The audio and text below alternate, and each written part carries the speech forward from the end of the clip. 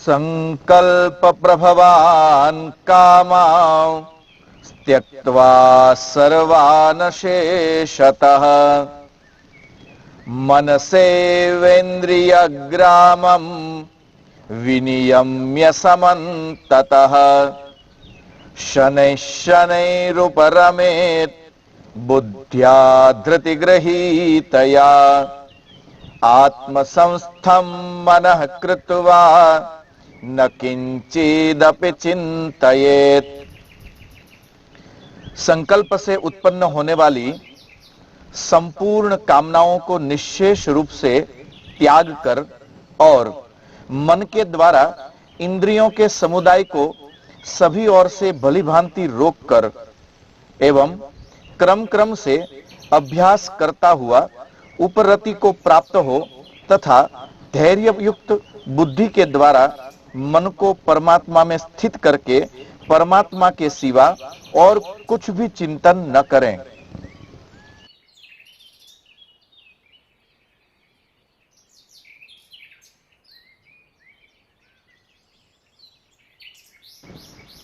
तो सज्जनों, मुस्कुराइए।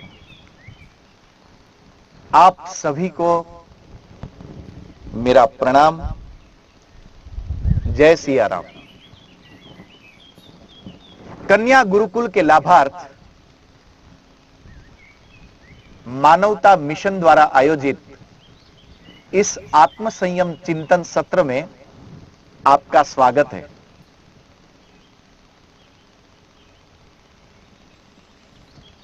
हमारी ये आत्म संयम की यात्रा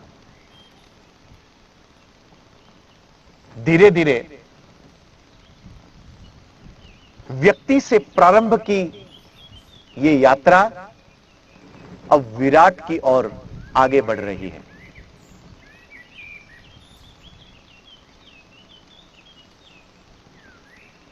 इन मंत्रों में दो बात विशेष रूप से विशेष दृष्टिकोण से कही गई है। इन दोनों मंत्रों में संकल्प प्रभवान कामान मन जो अपनी वासनाओं के कारण अलग अलग विषयों की ओर जो भागता है, उसे रोकने के लिए दो विधाएं हमें भगवान श्री कृष्ण ने बताई। पहली विधा कि हम दान इसलिए करते हैं ताकि उससे द्रव्य के प्रति, पदार्थ के प्रति जो हमारा आकर्षण है, उसके प्रति जो हमारे मन का जो बंधन है, उससे धीरे धीरे मन मुक्त हो सके।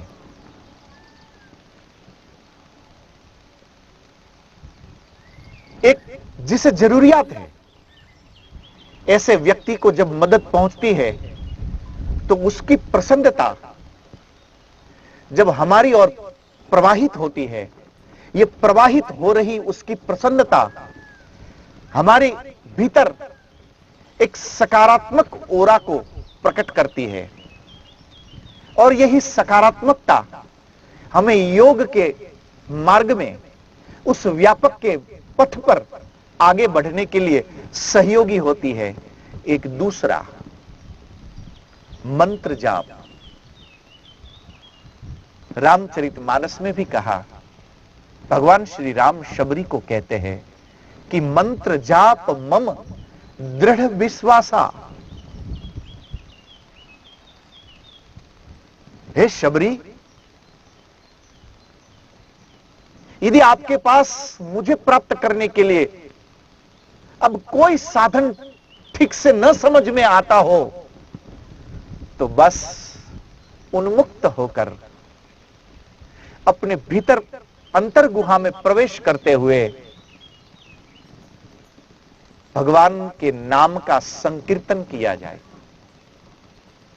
इससे दो काम होंगे। आप मंदिरों में जब जाओ ना, तो देखना मंदिरों के प्रति समर्पित भाव रखने वाले कुछ भक्त, किसी ने हाथ में मृदंग लिया है, किसी ने हाथ में पखावज ली है, कोई ताली बजा रहा है, कोई उछलता हुआ गा रहा है, हरे राम राम राम हरे हरे, हरे कृष्ण कृष्ण कृष्ण हरे हरे। जब इस मंत्र को जब गाते हैं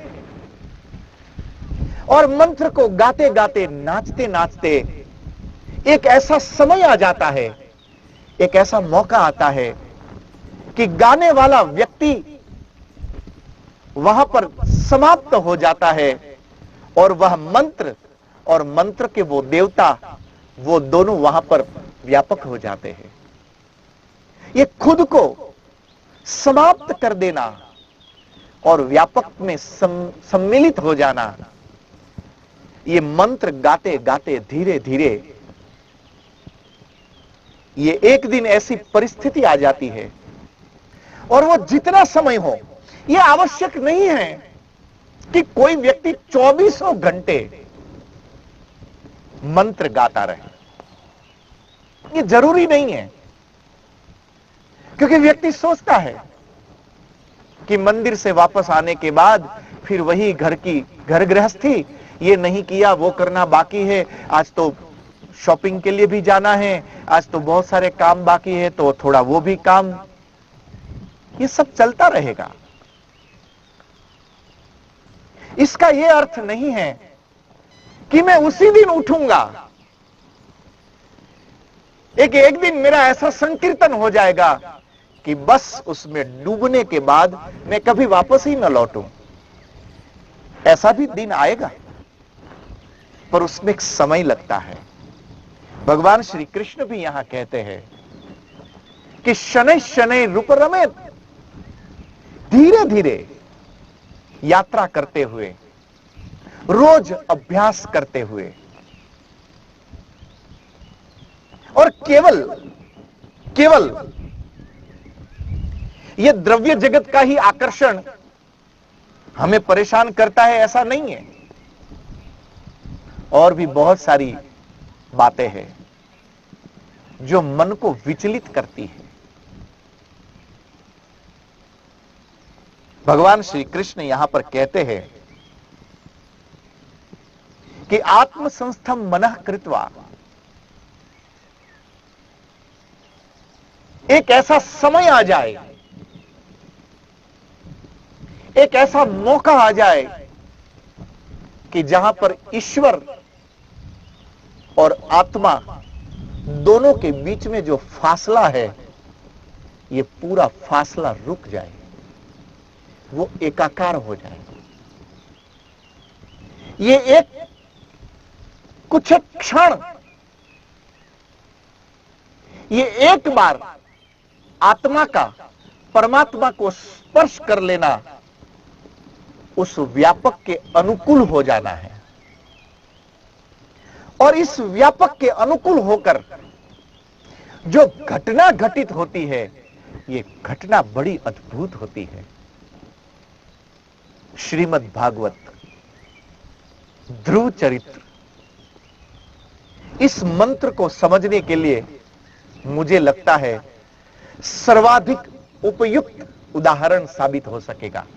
आइए थोड़ा सा दर्शन करते हैं, ताकि भगवान श्री कृष्ण हमें क्या संदेश देना चाहते हैं ये और ठीक से समझ में आए। आप तो उम्र के एक परिपक्व पड़ाव पर हो, आप तो भाग्यशाली हो कि आपकी परिपक्वता आपके मन को दृढ़ करने के लिए,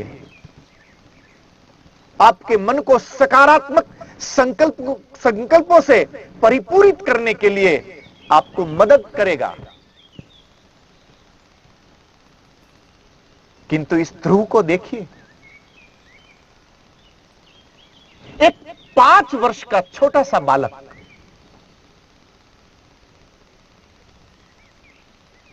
एक दिन अपनी सौतेली मां से अपमानित होता है। अपनी मां के पास जाता है और उनके सामने अपने विचारों को रखता है। संस्कार की दृष्टि से भी एक अद्भुत कथा है ये। कितना सुसंस्कृत वो बालक कि अपनी मां की सन्निधि में वो अपना विषय रखता है कि हे मां, सतत इस प्रकार मेरी सौतेली मां और पिताजी से अपमानित होना, इससे ज्यादा अच्छा कि मैं इस संसार को छोड़कर किसी उपवन में, जंगल में चला जाऊं।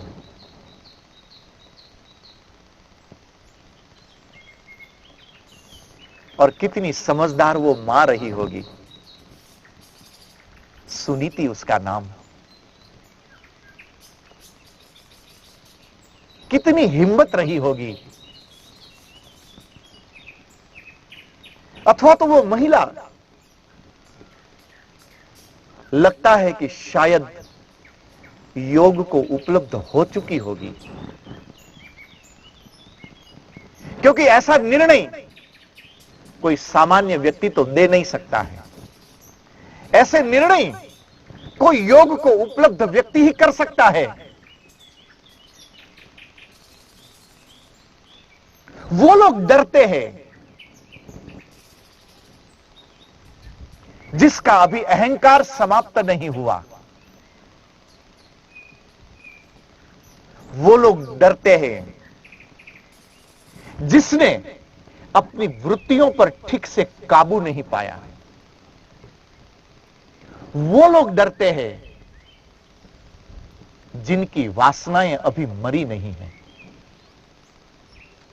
इन्हीं वासनाओं को पूरा करने के लिए व्यक्ति को संसाधन जुटाने पड़ते हैं,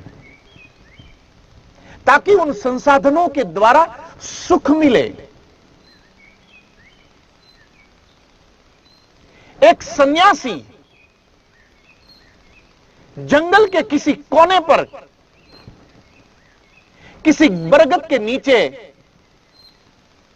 एक पत्थर का तकिया बनाकर चैन की नींद ले सकता है। और जिन्होंने वासनाओं को पकड़ा है, वो लोग अपने घर में किंग साइज बेड भी लगा दे, तब भी उनको ठीक से नींद नहीं आती है। ये भय, ये द्विधा, ये संशय, ये उन्हीं लोगों के लिए है जो अभी योग को उपलब्ध नहीं हुआ है। इसलिए अपनी छोटी छोटी वासनाओं को, अपनी छोटे छोटे संकल्पों को, अपनी छोटी छोटी इच्छाओं को पूरा करने के लिए उनको बहुत ज्यादा संसाधन जुटाने पड़ते हैं। बहुत बड़े बड़े भवन बनाने पड़ते हैं, और उन भवनों में वो अपनी वासनाओं को पूरा करने के लिए प्रयत्नशील होते हैं। भगवान श्री कृष्ण की यात्रा इसी जगह से शुरू होती है और एक परिपक्वता के साथ हमारा मार्गदर्शन करते हैं कि इस वासनाओं के दलदल में रहकर अचानक से कोई सीधा समाधि में उतर जाए, उस व्यापक के साथ एकाकार हो जाए, यह नहीं हो सकता है। पर नामुमकिन नहीं है, यह संभव है।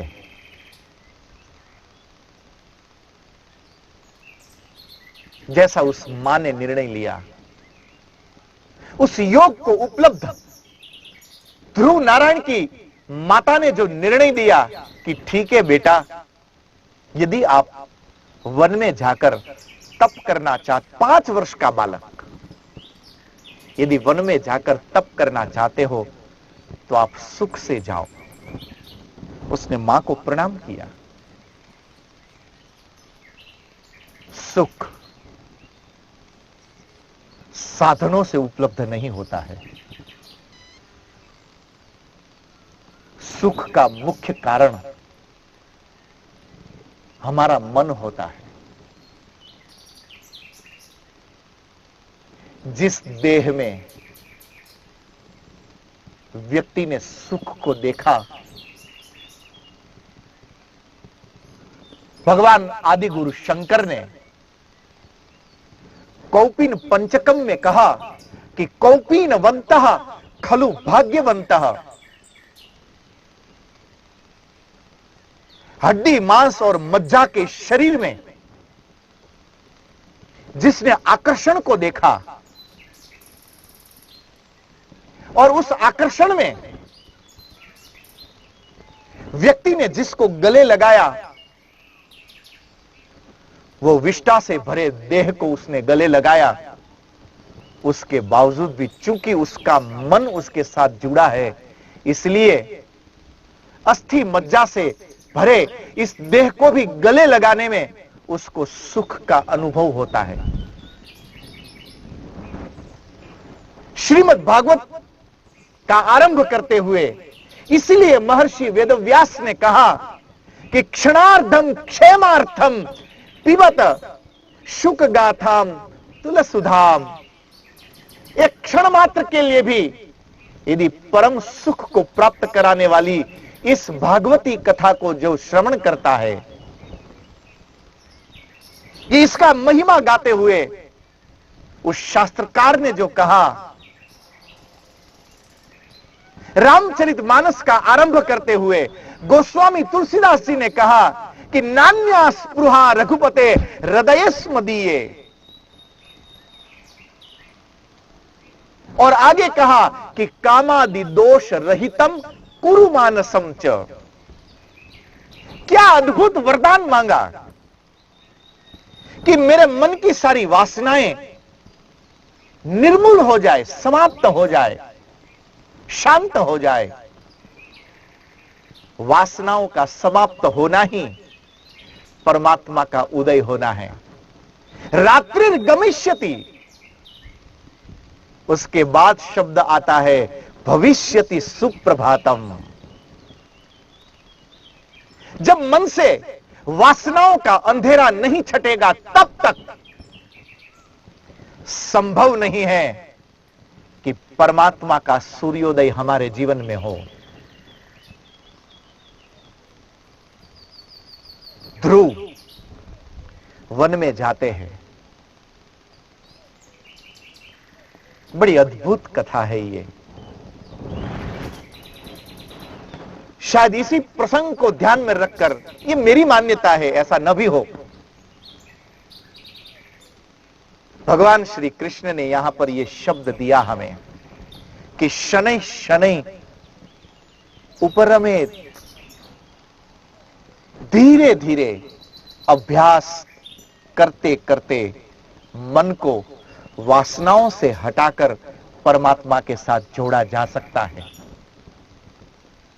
एक 5 वर्ष का बालक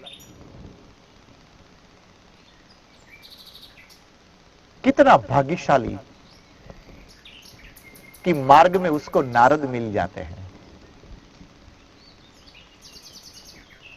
यह सूत्रात्मक भी हो सकता है, नारद का मिलना। जीवन में जब कोई शाश्वत मंत्र मिल जाए, जीवन में कोई ऐसी बात मिल जाए जो बात हमारे सोए हुए अस्तित्व को जगा दे, तो समझ लो कि आज देवर्षि नारद का साक्षात्कार हो गया। देवर्षि नारद के बारे में आप जो समझते हो समझो, पर उनके बारे में एक राज बता दूं। देवर्षि नारद ने जिन जिन का उपदेश किया, उन सबको परमात्मा के साथ मिला दिया। देवर्षि नारद की गुरु शिष्य परंपरा में मां जगत जननी भवानी मां पार्वती भी सम्मिलित है। देवर्षि नारद ने ही उनका मार्गदर्शन किया था और मां पार्वती को भगवान शंकर प्राप्त हो गए। देवर्षि नारद ने ही ध्रुव का मार्गदर्शन किया और ध्रुव नारायण को भगवान का साक्षात्कार हो गया। देवर्षि नारद ने जिसका भी मार्गदर्शन किया उन सभी को परमात्मा का हाथ पकड़वा दिया। जो सोए हुए को जगा सके, जो भटके हुए को मार्ग पर ला सके, जो विचलित हुई चित्त अवस्था को स्थिर करके वैराग्य की ओर ले आ सके, कौपीनवंतः खलु भाग्यवंतः, आदि गुरु शंकर का यह सूत्र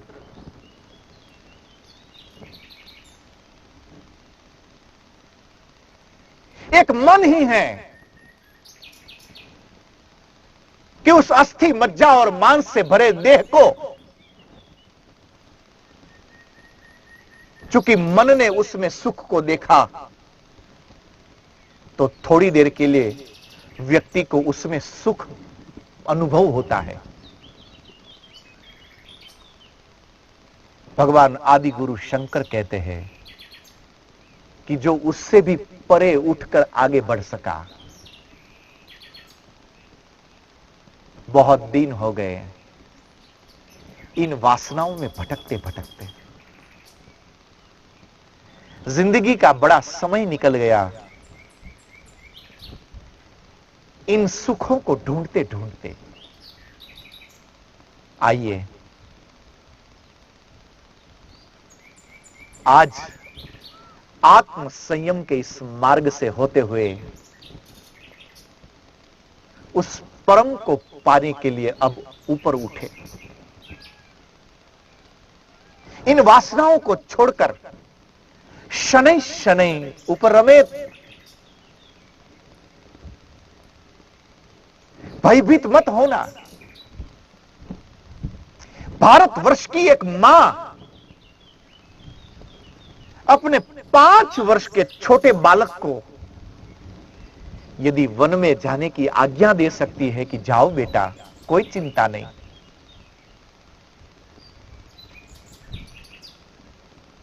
तो आप अब समझदार हो, युवा हो, प्रौढ़ हो, जीवन के उस पड़ाव पर आज आप पहुंचे हो कि अब आपको समझ आ गई है कि जिस अस्थि मज्जा और मांस को मैंने गले लगाया था वह सुख मेरे लिए क्षणिक सुख साबित हुआ, और उस सुख को बार बार प्राप्त करने के लिए न जाने कितनी ज्यादा मेहनत करनी पड़ी। उसके बावजूद भी वो सुख न मिला, वो संतोष न मिला। यदि अब यह अनुभव परिपक्व हो चुका हो तो आइए यहीं से एक उड़ान भरते हैं। नाम संकीर्तनम यस्य सर्व पाप प्रणाशनम, श्रीमद् भागवत 12 स्कंध।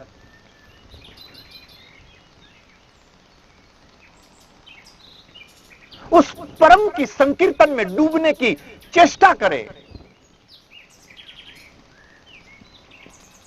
दिन भर आप जिस प्रवृत्ति में हो अपनी प्रवृत्ति में रहिए, पर अब इन छोटी छोटी बातों को लेकर लोगों से वैर बांधना, लोगों के बारे में भला बुरा सोचना, मान और अपमान, अपना पराया, सुख दुख, इन सब के बीच में पिसाते रहना,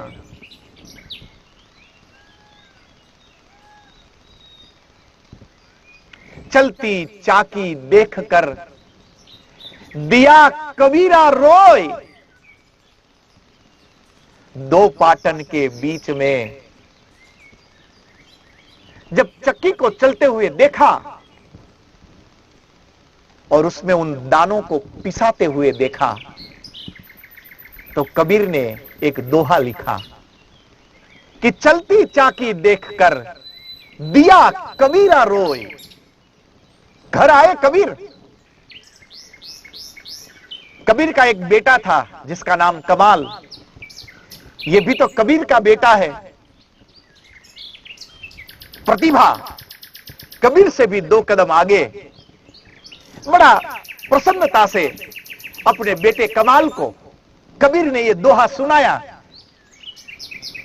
और यह सुनकर कमाल ने मुस्कुराते हुए कहा कि पिताजी, आप जैसा सिद्धहस्त कवि